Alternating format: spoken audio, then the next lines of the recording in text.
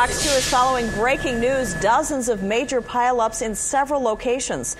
Let's start here at I-75 and Dix-Toledo Road in Southgate. This chain reaction crash involved as many as 35 vehicles. We're told sudden whiteout conditions caught drivers off guard. Right now, we understand 3 people are hospitalized after this accident alone. So far, no fatalities reported. And another crash seen here on the Lodge and West Grand Boulevard. At least 10 cars in this pileup, and many vehicles ended up going up the embankment during these crashes. Now, further down the road at the Lodge and I-75, another huge wreck. This is southbound lanes of I-75. This multi-vehicle crash forced this portion of the freeway to close. In Belleville, emergency crews were busy here at I-94 and Rawsonville Road. Sky Fox was also over this scene earlier today, where you can see several cars, and it looks like an RV spun out of control across the freeway. This crash caused a huge backup along I-94. Also along I-94, this crash at Greenfield, leaving more mangled metal and debris to clean up. Fox 2 crews have been all over Metro Detroit, and they came across this crash scene while en route to another story. And in Fenton, one of our Fox 2 photographers took these pictures on his way to work today.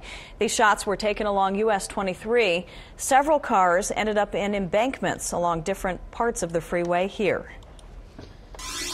And in Allen Park, Sky Fox, high overhead, was back over this multi-vehicle crash along the Southfield Freeway. This also caused a portion of the freeway to be closed. Witnesses are telling Fox 2 whiteout conditions are to blame.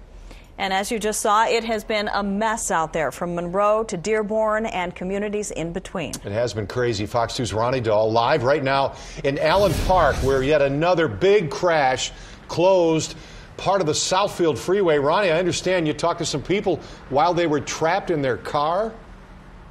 Yeah, it was a pretty crazy scene out here. Now, the roadway, this section of the Southfield Freeway is reopened to traffic right now. It opened back up around 5 o'clock this afternoon after being closed down for nearly 4 hours. Ron, we talked to that one driver. He was in the middle of this massive crash, and he says the roads were fine. Then the snow started flying, and before you knew it, it was like an ice skating rink out here. Multi-vehicle pileup shutting down the northbound lanes of the Southfield Freeway near Oakwood Boulevard in Allen Park for hours Saturday afternoon. Car after car smashed up, debris everywhere. I figured I could swerve up on the side and go up on the dirt. And I got it over, and I couldn't get it out of the slide much. Ray Chapman and his passenger on their way to a funeral when the road turned slick.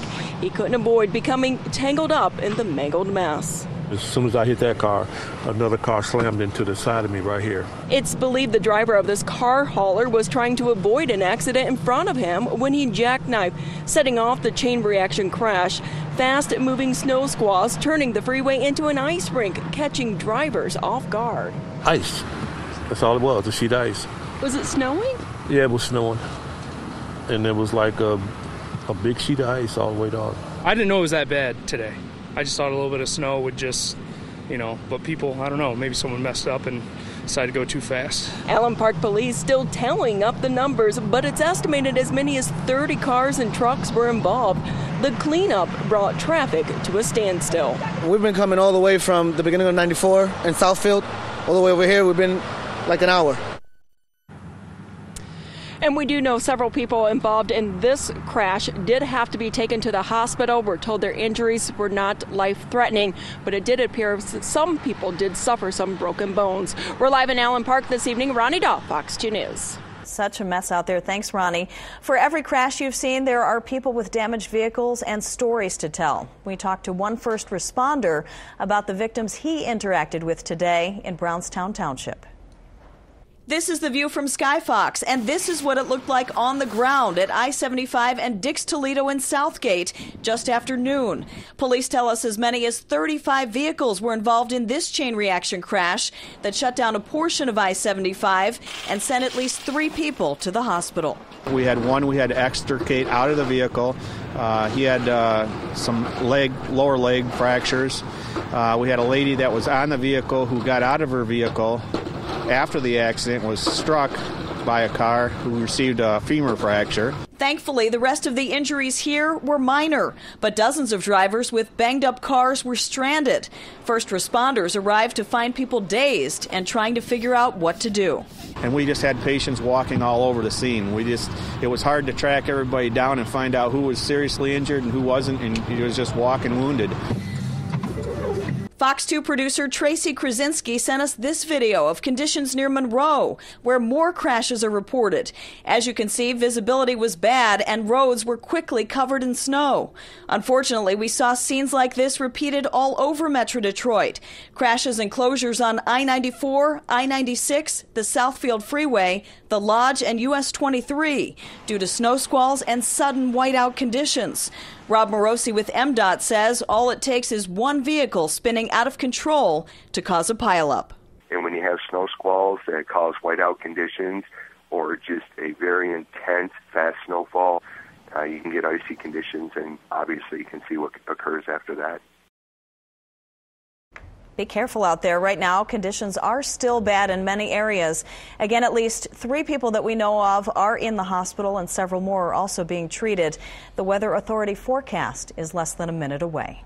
Now, today's crashes are a reminder of what happened just over 2 weeks ago on I-75 in southwest Detroit. At least 35 cars were involved in that pileup on Spring Wells. That was January 31st.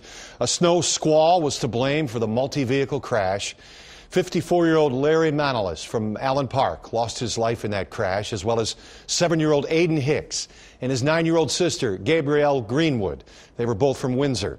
Their parents and another sibling are still recovering from major injuries.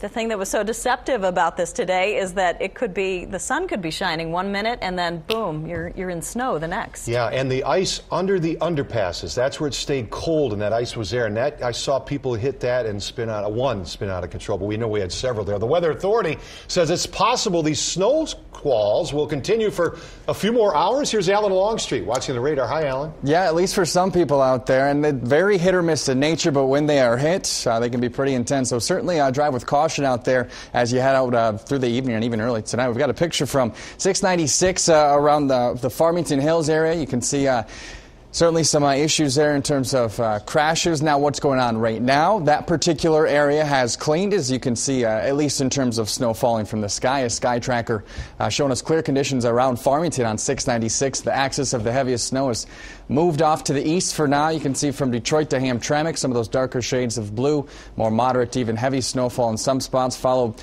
essentially 94 to the north, and you're going to continue to run into at least some light snow, and again, some pockets of moderate to heavy snowfall. Further to the north, more of the same there, just to the south and to the east of Romeo, east of 53. You can see that pocket of the darker blue.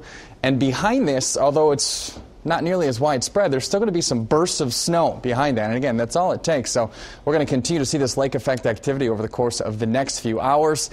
Winter weather advisory is still in effect for both Lapeer and St. Clair counties. Lapeer, that runs until 10 o'clock. St. Clair until 2 this morning. Could see snowfall totals 4, maybe even 6 inches in some isolated spots in St. Clair County.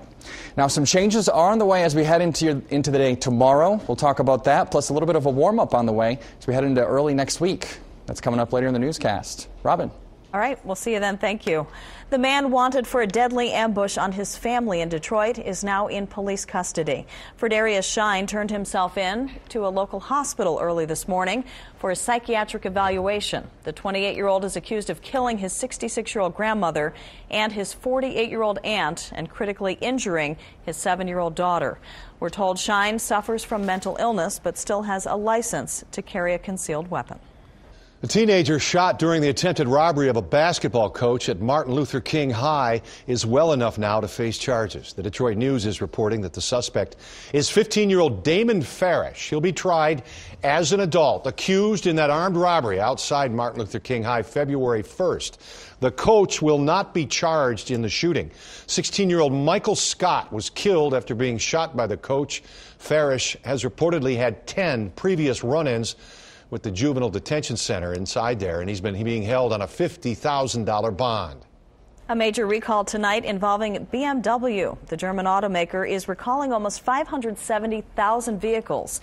We're told a battery cable connector can fail and cause the engines to stall.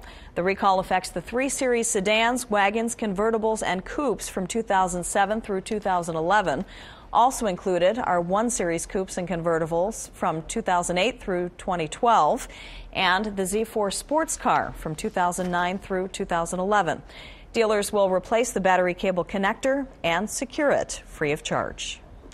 All right, tax time is here, but will you be surprised when you file your state returns in Michigan? One local tax expert says you just might be, and he wants you to be prepared.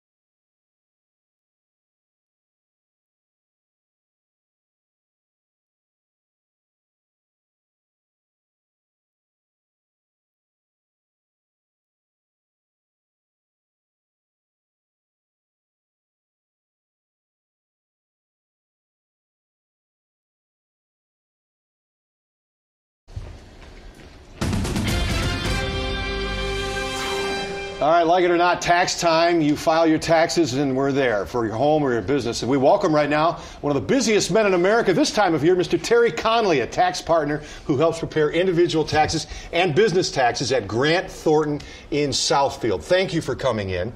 You say Michigan wage earners, if they haven't filed already, may be surprised when they go to file. Why is that? Yeah, I think to understand the context, in 2011, Governor Snyder eliminated a very regressive component of the Michigan business tax. It cost the state $1.6 billion to eliminate this tax.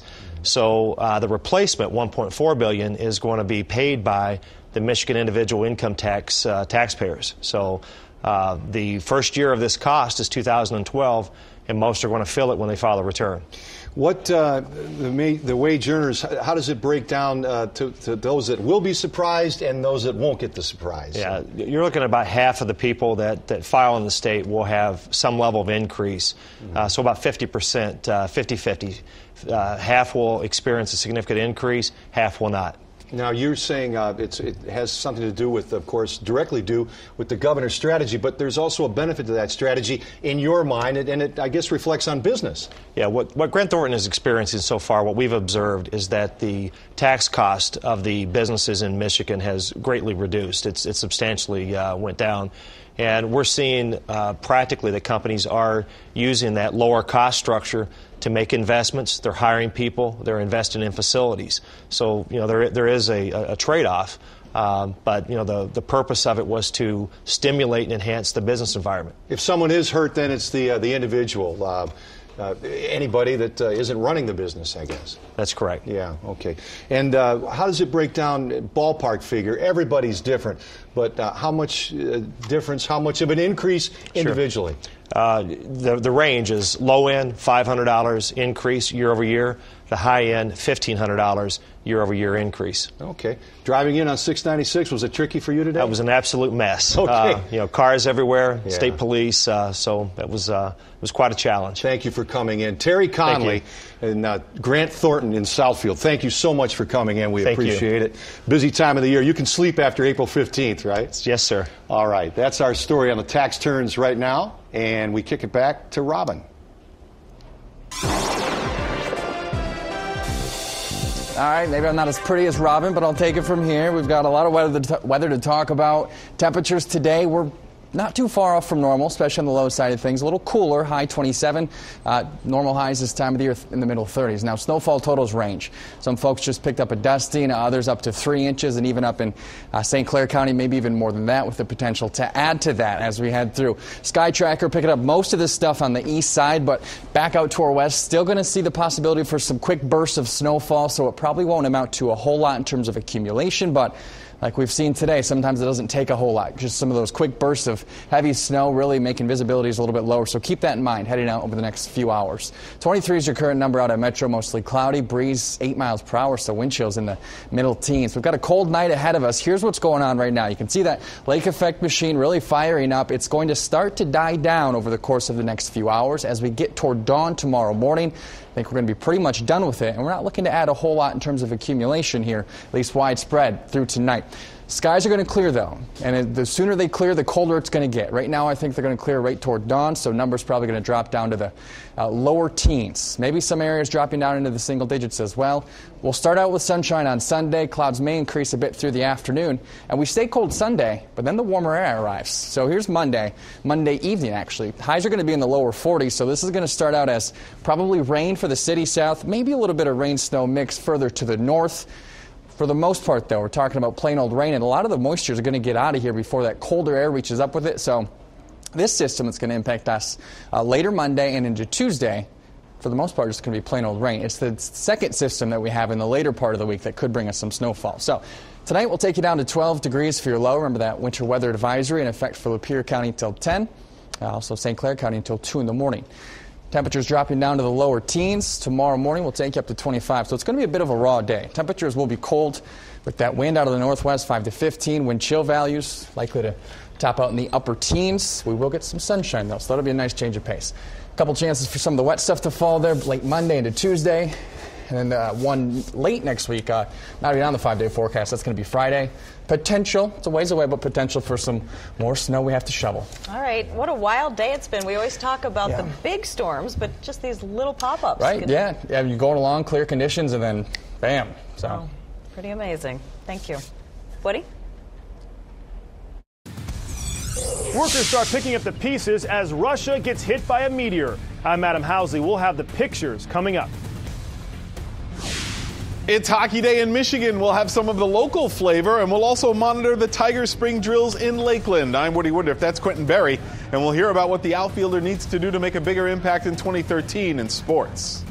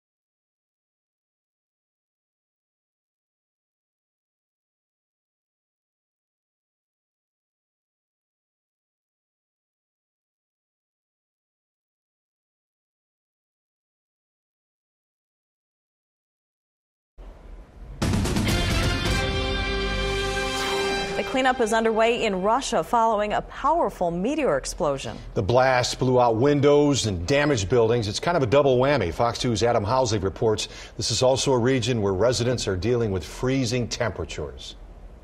It's being called a city of broken glass. More than 24,000 people now working to clean up the damage in Russia's Chelyabinsk region.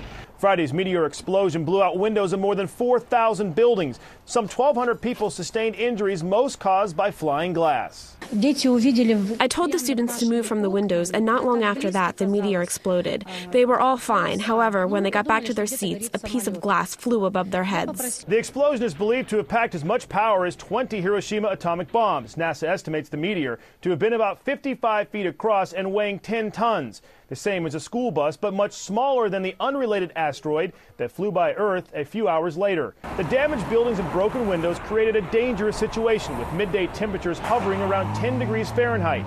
And while the repairs go on, some residents are heading out to a frozen lake to look for meteorite fragments. I noticed that one of these maybe 7 big sparkles went down this way, and I thought, an asteroid is flying. There are shatters. I better pay attention to where they fall, and then, of course, go and explore them. The region's governor estimates the damage to be in the neighborhood of $33 million, but he does promise all residents that all the windows broken out will be replaced within the next week. In Los Angeles, Adam Housley, Fox News. Lincoln is nominated for Academy Awards, but there's a new movie about our 16th president that has a lot of people talking. The actors of Killing Lincoln are talking about their new film ahead in the Fox Beat. Put the Fox 2 problem solvers to work for you.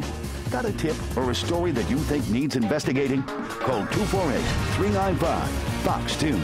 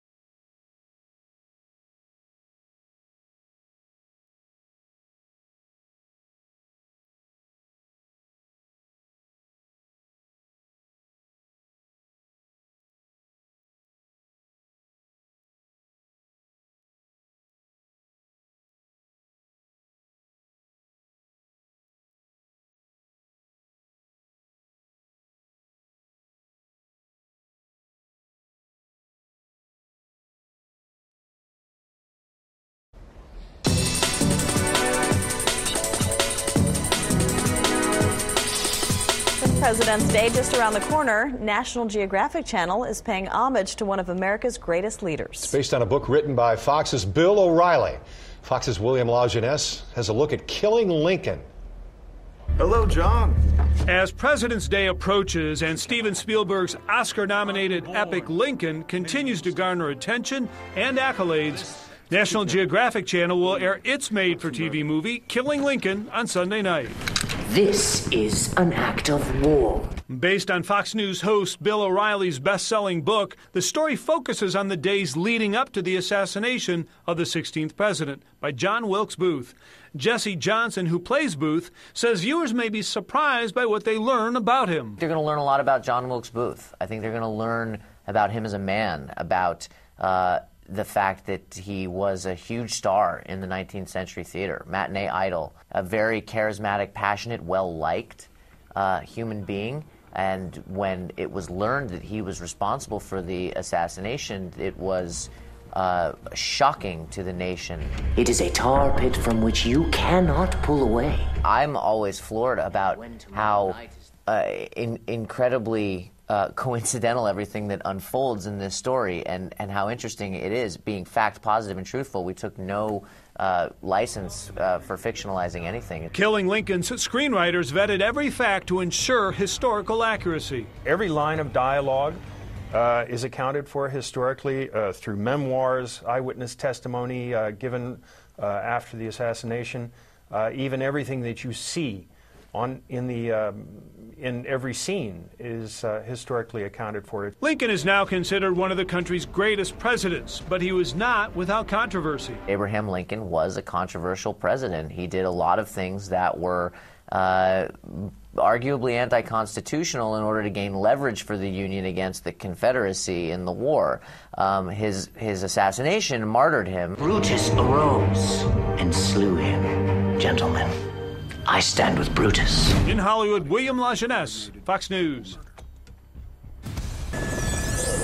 Well, you know it if you've been outside. The big story of the day, snow squalls and icy underpasses. Black ice being blamed for multiple crashes across Metro Detroit, including this 35-car pileup on I-75 at Dix Toledo. This is downriver, of course. We'll have a closer look at today's wrecks. All right, so when's the snow going to end? Sky Tracker's still picking up the snow showers. We'll talk about when they're expected to end and what's on tap for your Sunday. That's coming up in your full forecast.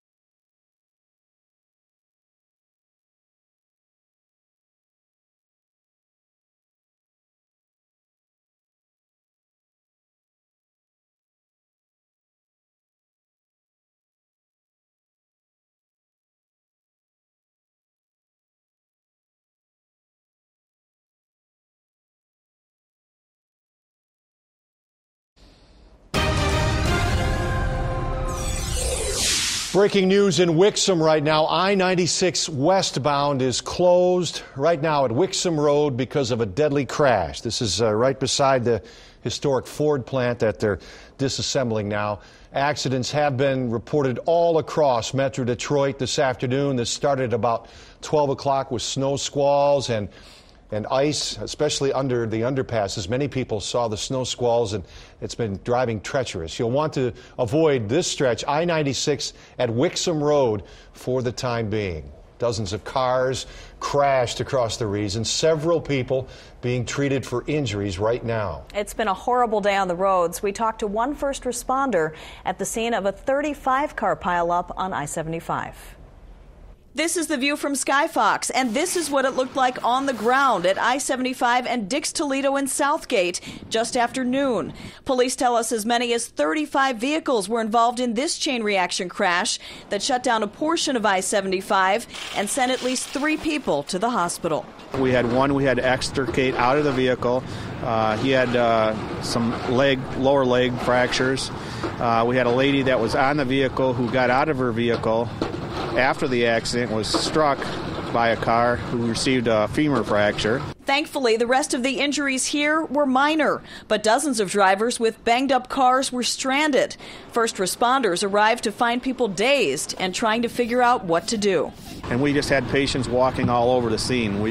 It was hard to track everybody down and find out who was seriously injured and who wasn't, and he was just walking wounded. FOX2 producer Tracy Krasinski sent us this video of conditions near Monroe, where more crashes are reported.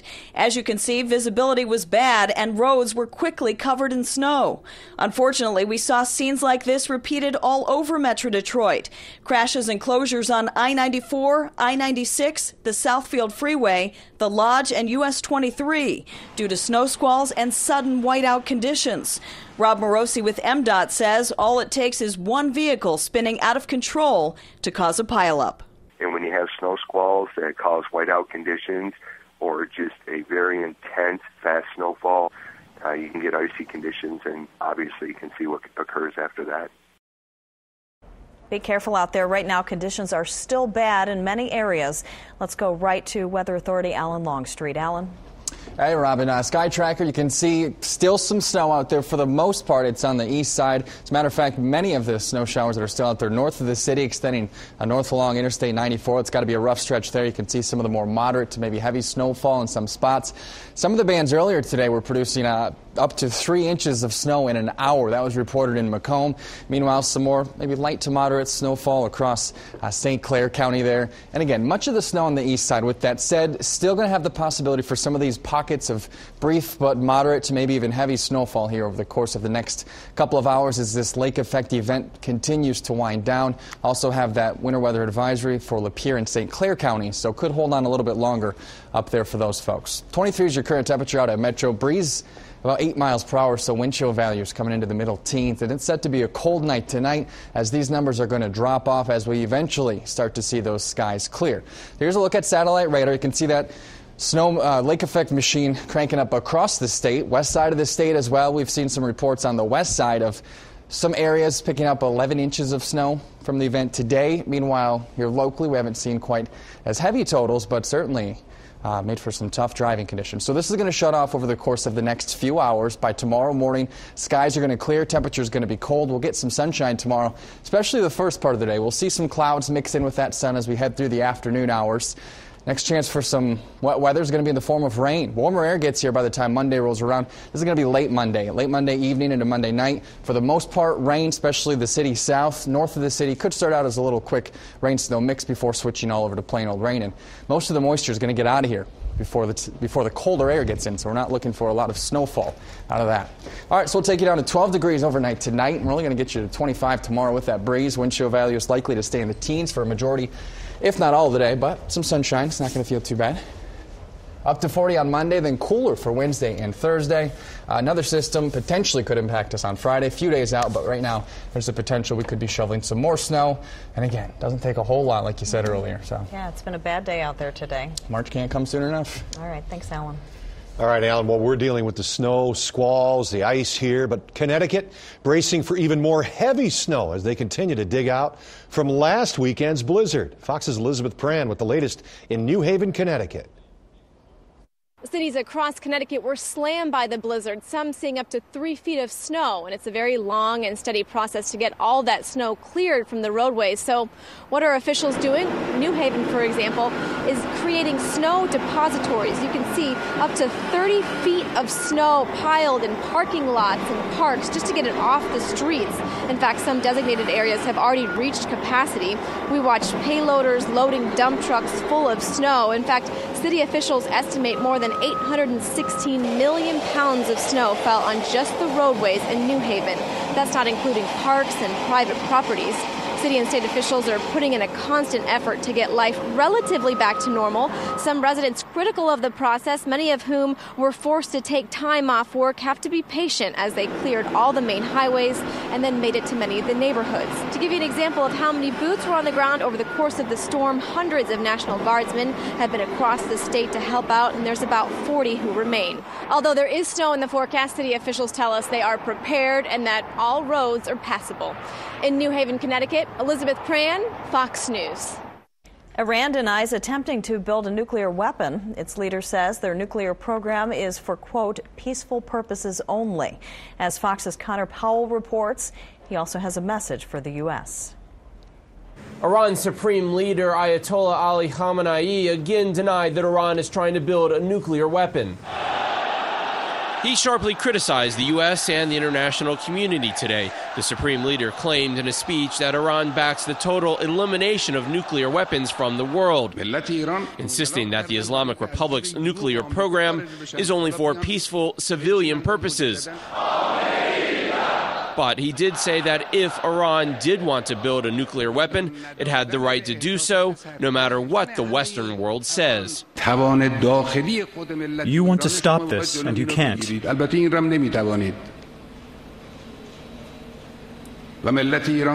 the Iranian nation will do what it has a right to do. The Supreme Leader's comments come just 2 weeks before the international community is set to meet with Iran to discuss its nuclear program. Iran's economy has been severely damaged by international sanctions in recent months. But it remains defiant, and most analysts believe the country continues to make progress weaponizing its uranium. In Jerusalem, Connor Powell, Fox News. Guns at the center of the national debate. And now a jewelry maker is taking guns that used to be in the hands of thugs and turning them into art. A closer look at her inspiration. That's next.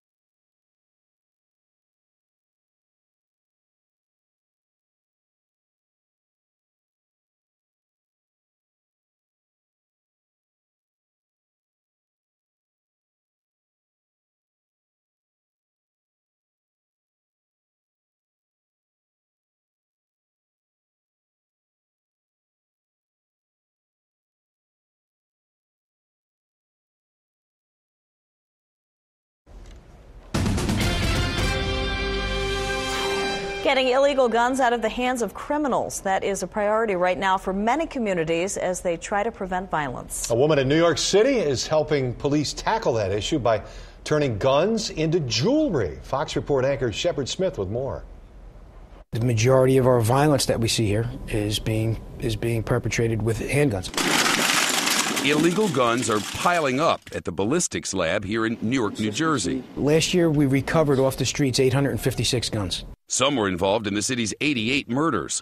Others came from armed robberies, carjackings, or the arrests of people who carried them illegally. I couldn't believe there wasn't some way I could do my part to help. Her part, it turned out, was to create these. Cops allowed jewelry designer Jessica Mindich to melt down hundreds of guns and shell casings from their crime lab. Let's make them into something pretty. She added extra brass and steel and turned them into bracelets, engraving each with a serial number of one of the guns from which it came. It's an actual gun. It's never going to happen again. It's off the streets. It can never go back. And that's pretty cool. A lot of her customers feel the same way. She gave a chunk of the sales, $40,000, back to Newark to fund a gun buyback program, which will pay people to turn in their illegal or unwanted guns. We're taking that entire horrible scene, we're transforming it into these bracelets that are guaranteeing that that scene won't occur again. It's a virtuous circle. I think it makes people feel that they're doing something to help, which they really are. The Newark police director claims the money from the bracelets will encourage hundreds of people to disarm. This 250 to 300 guns that Jessica's money is going to allow us to take off the streets. I mean, how many lives did you save by doing that? In New York, Shepard Smith, Fox News. Saturday marked the 8th annual Hockey Day in Michigan, and coming up, we'll take you to Clark Park in Detroit. When you go like fast, it's just you feel the air going to you, and it's like so fun. Where some local kids are learning the game.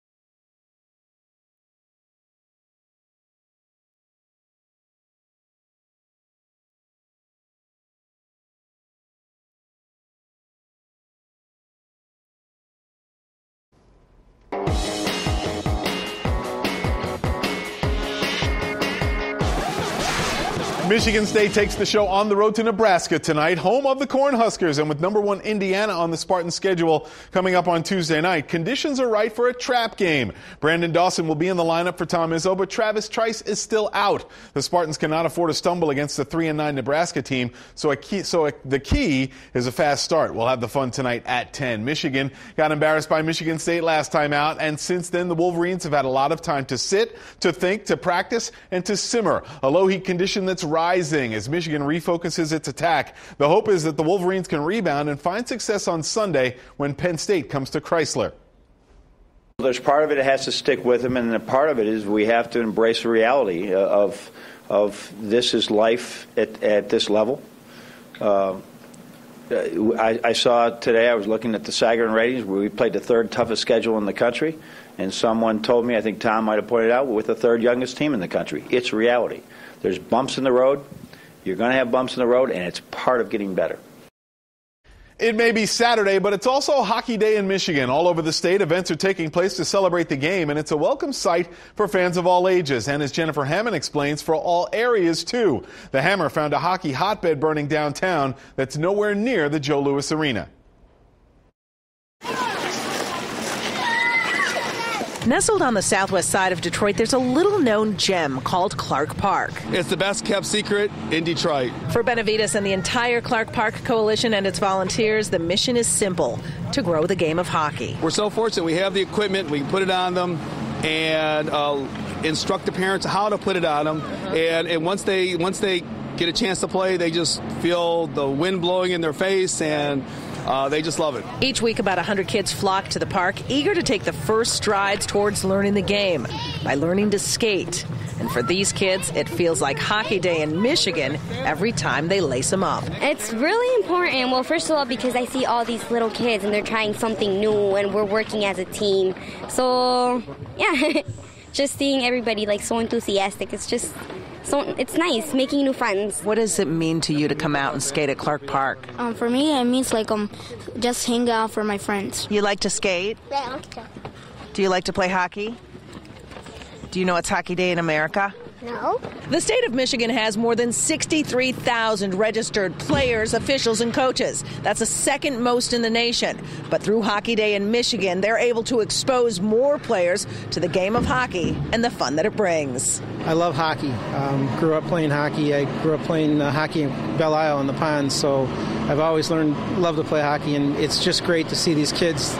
Their faces, they light up. I learned how to skate backwards and skate in one foot. 82-year-old Ziggy Gonzalez has been skating for most of his life, but his passion for the game keeps him young and fuels his desire to pass it on to the kids in this mostly Hispanic neighborhood. They call this Hockey Town, and I would call this hockey area here because the rest of Detroit isn't like this part of Detroit about hockey. And we're mostly Hispanic in this section, but they still have a great love for hockey in this part of Detroit, and that's why this rink is still open. Whoever plays here or somewhere else, like hockey, or if they have an ice skating part, they could ice skate there and play hockey with their friends. If you'd like more information on the programs available at Clark Park's ice rink, we'll put a link on the sports page at myfoxdetroit.com. Covering Hockey Day in Michigan, I'm Jennifer Hammond, Fox 2 Sports. The Hammer moving from Clark Park to Novi and the Suburban Collection Showplace for the 4th annual Sports Fest. The gang at 97 won the ticket, putting on a show, and all the local teams were represented. In fact, Nick Lidstrom came all the way back to Detroit from Sweden to meet and greet with the fans. This is a great time to come and collect memorabilia and trade stories with some of our sports greats. And for a guy like Lidstrom, trading stories with the faithful is a two-way street. What does it mean to be back in Detroit and to have this kind of outpouring from the fans still? I know it feels good. It feels great being back here in Michigan again, but it feels good when you meet all the fans and they all congratulating you on my career, and some of them wish me to come back and play, but just the nice words from people it's very, very kind to hear. The Tigers continue the early spring drills in Lakeland. The squad getting in some hitting practice today for the first time in 2013. We already know that players like Miguel Cabrera, Prince Fielder, Torrey Hunter, and Victor Martinez can swing the bat, but others need the work. Quentin Berry is a good example of a guy who can solidify a position with a solid effort in the spring. Berry sparked Detroit last season with his speed on the base paths, but I'm sure that he wants to be on them more often, and to do that, he's got to hit. If Berry can get it done, then he may spell the answer in left field for Detroit from opening day. Whatever the outcome, Berry's going at it at full speed. You can hear his comments on myfoxdetroit.com, and you can also listen to Nick Lidstrom's comments on myfoxdetroit.com. And speaking of the Red Wings, Johan Franzen on injured reserve. He'll be out probably at least a week. The Wings are in Minnesota tomorrow. Got to pick up without him. Sorry to hear that. Yeah. All right, good deal. Thanks, Thank you, Woody. Sure.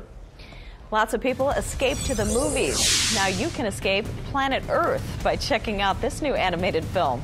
When we come back, the voices that are bringing this movie to life.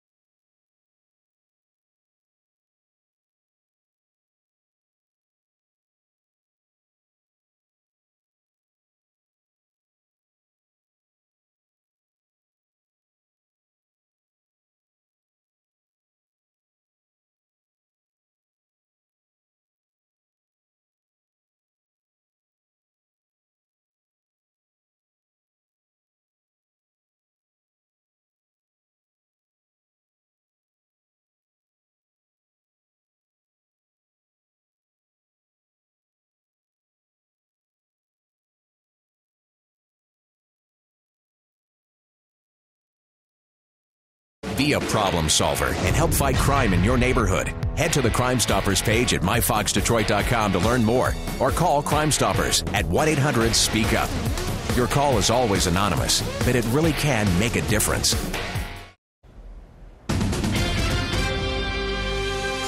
An out-of-this-world animated movie is now in theaters. Fox's Ashley Dvorkin has more on the voices from Escape from Planet Earth. Tell us what it's like to be the greatest hero in the universe. No questions, just pictures. Mega stars align for the 3D animated adventure Escape from Planet Earth, following a heroic extraterrestrial trapped on this world. It's so beautiful. Brendan Fraser, George Lopez, Sofia Vergara, Jane Lynch, and more lend their famous voices to the kid-friendly tale. Okay, I love you guys. They say part of the fun is working in the voice booth. The other perk is seeing yourself in animated form. The one I got it, and I knew she had the anger issues. She's a crustacean, and I have 4 arms and her other eye. I saw my character, I thought that's about right.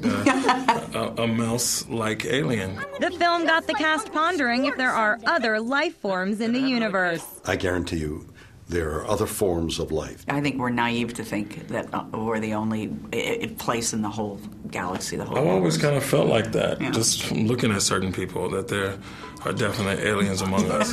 Pleased to meet you. So what would they do if they had a close encounter? I think the first thing to do is run. And unlike E.T. and his Reese's Pieces, these actors have their own idea of what aliens like to eat. I'd leave them some ding-dongs. Kale Pepsi, Diet Pepsi, to refresh. with a little olive oil. It would be like the ocean. Like, here's a treat. Or because like, here's... If you left candy or something, like your favorite candy, like, it could be so weird. that could be considered a weapon by a more advanced technology. And back on Earth, the cast bonded so well, it may lead to a certain creative collaboration. What would you jam on Glee? I would jam some Sly and the Family Stone. Oh, awesome. Which song? You know what I mean? If you want me to stay around. For now, find them all jamming to an out-of-this-world tune as Escape from Planet Earth lands in theaters February 15th. In New York, Ashley Dvorkin, Fox News. Get ready. Looks like fun. Yeah, Jane Lynch, can't get enough. When can we escape from this weather? Yeah, look, tell you what, it is starting to wind down. With that said, still could run into some of those bursts of moderate to even heavy snow in spots. But I think overall, the worst is over. We're going to take it down to 12 tonight, though. Single digits in outlying areas, so a pretty cold night overall. We'll bring back the sunshine at least to start your day on Sunday. Aside from maybe a scattered flurry, we're going to be dry on Sunday. And then warmer air. Hey, 40 by Monday. A chance for some rain. Switched over to a little rain-snow mix by Tuesday, and we're back into the middle 20s. All right, it's Hockey Day in America today. Yeah, you know what? It's basketball night tonight. Michigan State taking on Nebraska. It's a big game there. Let's hope it's not a trap game with Indiana on Tuesday. All right. That is Fox 2 News at 6. Thanks for being here. Extra is next. See you back here, Fox 2 News at 10. Stay warm.